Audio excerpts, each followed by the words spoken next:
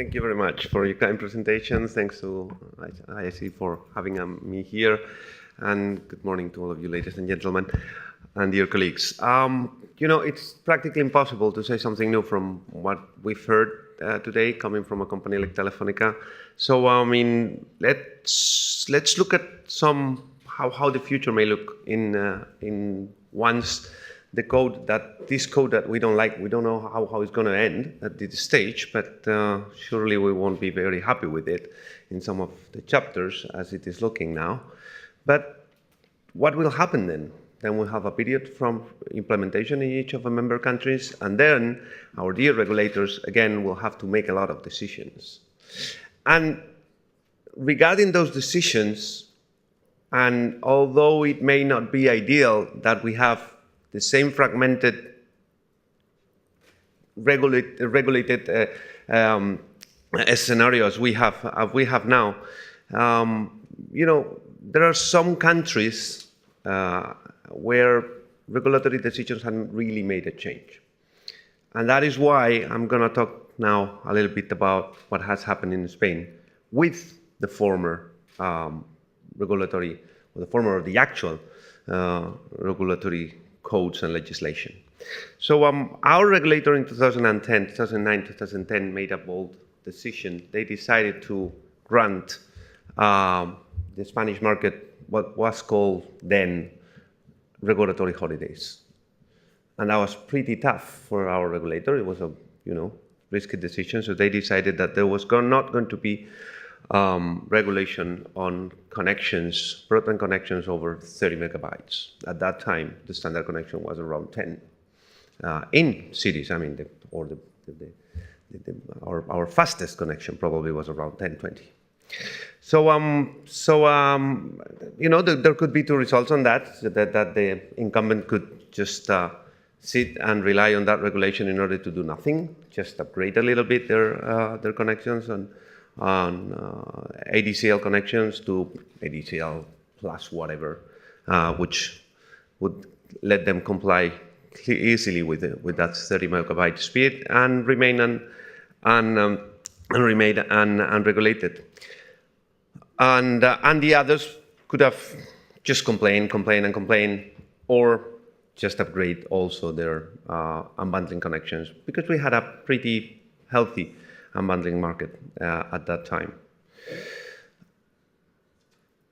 The reality has been totally different. For some reason, the incumbent, say Telefónica, decided that they had to take advantage of this decision. So it was very good, very good. Instead of just upgrade our network, let's go to get to the next one and build a new network. And start with our FTTH network.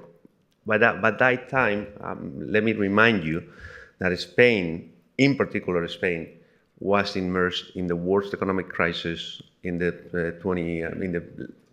for centuries in our country, with employment rates as high as 22%. But it was a good opportunity, so we decided to start investing. And you know what? The others decided to follow. And those that would have had problems to catch up, let's say those alternative operators who had been relying on unbundling, decided that, I'm going to go too, because I'm going to go too into build my own network, and consolidation happened. So Orange was there in Spain, decided to buy this alternative operation. Vodafone, who is in Spain, decided to buy the network, the cable operator. The regulator didn't stop.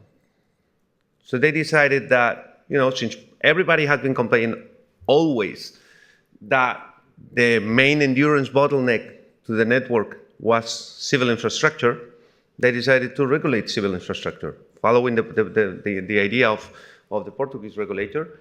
And they decided to do this reference offer on ducts and conducts and trenches and poles.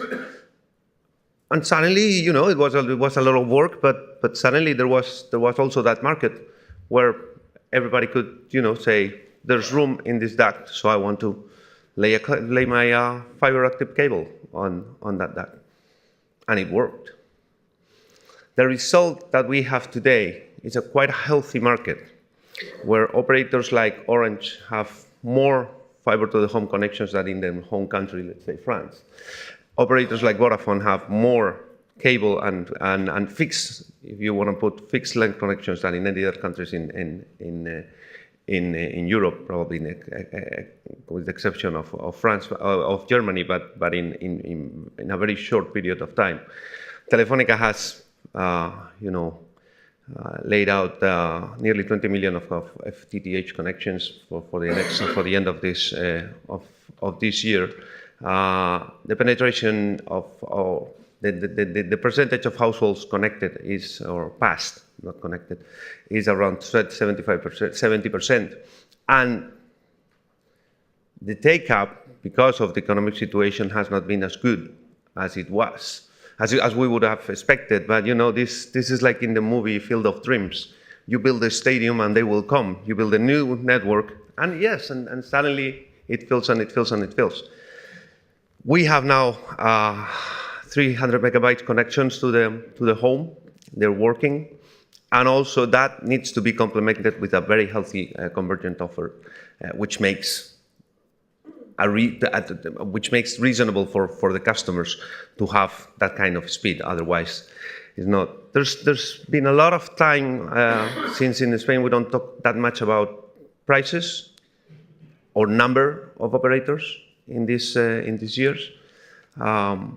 We've even come with an offer saying we give more for more. So we are openly accepting that, yes, we are raising some prices for our customers, but we're giving them more, either in the content side or in the connection side. The message I want to give you, ladies and gentlemen, is that we may have whatever code in the future, but the code will be wide enough so that you, national regulators, as always, are able to adapt those rules to the reality of the countries in which you rule. And there's a lot of work to do there, especially when now more than ever we are talking about building those future-proof networks. In those countries where fiber is not so extended, fiber needs to be extended, or last point of technology, cable networks, and then there's the issue of 5G. There's a lot of work to do. The code is not going to limit everything or open everything. A lot of decisions at national level will need to be made. Probably it's not ideal, but we need to face that this is a reality that we're going to have. For the rest, probably I share very much the comments of my predecessors in this stage and regarding the connection, the access, and everything else. That is why everything it was there in my presentation says, well, we don't know, we don't want the access regime in the way it's now done. This oligopolistic control makes no sense whatsoever. Spectrum should be accepted in the way the Commission has proposed. Everything is there, but first I wanted, since everything had been previously said, I wanted just to tackle the possibility of opening new regulatory discussions even once this new code is approved. Thank you very much.